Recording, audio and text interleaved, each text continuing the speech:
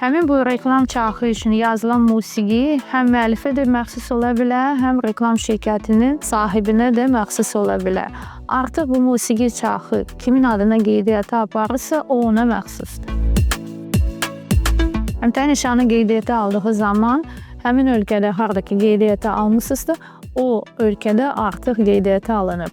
Başqa bir ölkədə marağınız varsa, sizin xidmətlərinizi və ya mallarınızı satmağa mütləq şəkildə o ölkədə də qeydiyyata alınmalıdır. Siz əmtəə nişanı Azərbaycanda keçirmisinizsə, deməli, əmtəə nişanın qüvvəsi yalnız Azərbaycan üçündür.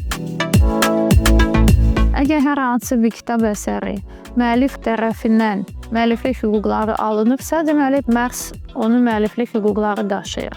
Amma eyni zamanda lisenziyada müqaviləyə bağlaya bilər hər hansı bir nəşriyyatla. O halda lisenziya müqavilədə qeyd olunan şərtlərə əsasən bu müəlliflik hüquqları nəşriyyata da keçirilə bilər.